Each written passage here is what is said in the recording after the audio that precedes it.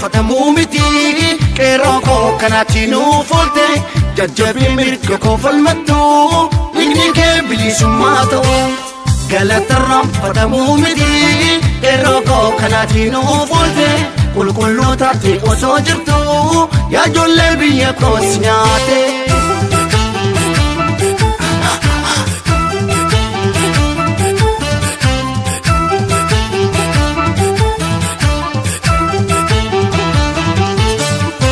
Andabe guma ke wana basun waboko bilisumma male keroko wala bumma male bule woro lamin ko hibbadu oromo chidadu arralle sabako chidadu borulle jachko gocha kenin kitatu waboko kalatumi male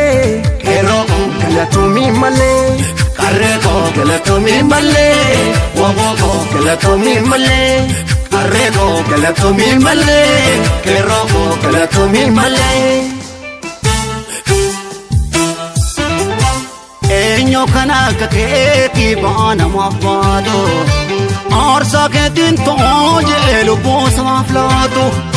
Dobim kono kuki jalali kino fatto. Maasitti wakaddaa galataa olmaan biraa qabda Harargee koonne bitiroo koo Wallaggaa koo ibiddaan gubachaa Yaa Arsii koo fayyaan qaaba seetoo Yaa Jimmaa koo kolfaa koo daawwachaa Yaa Shawaa koo kolfii fayyaan ta'oo Salaalee koo gubachaa tan koo lafaa Ajaaloo koo hin boo'innaan jettaame Ajalo ko mafan boy disa Ajalo ko boy na jachonge Etona bosse Silas ko bachoda Kilash fanni falmachoda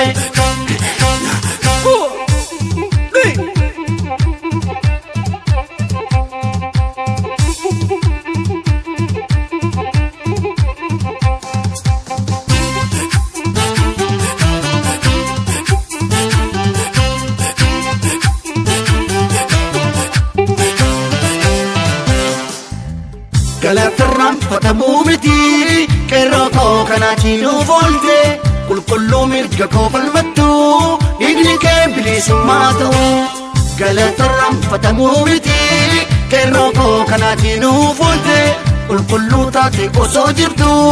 yaa ijoollee biyya koos nyaate.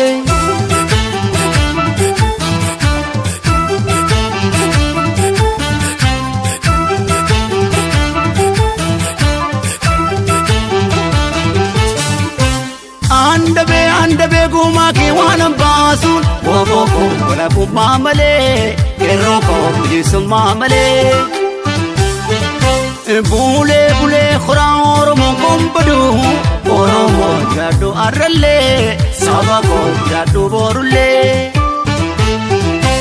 jachiko gocha kenin kitatu waboko galato bimbale keroko galato bimbale Waboko galatomi male, keroko galatomi male, karreko galatomi male, keroko galatomi male. Mirga ko falmatte miikatiin baasu baafte, yaaddo ko hundumaa qabsoodhaan xumurte, shakkii tokkoon qabu waan na sodaachisu. Arkoni gabrummatis qabsoon cabaa'umtuu nannaasu Booranaa googitaani ni mamto Yaa Gujii koo akkasii fakkaa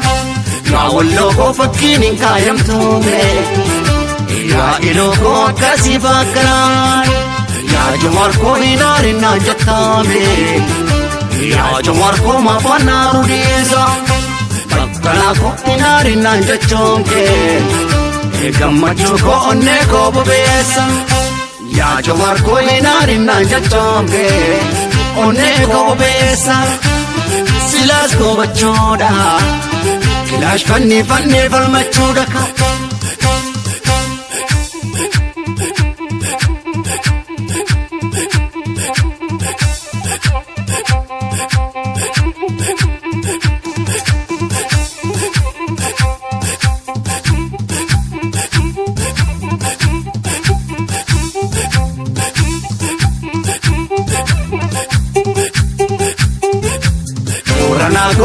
isaanii ni mamtu yaa hojii koo akkasii fakkana yaa walloo koo fakkiin hin kaayamtu yaa iloo koo akkasii fakkana yaa jumar koo hin aarinaan jettaame yaa jumar koo maafaan naaru dhiisa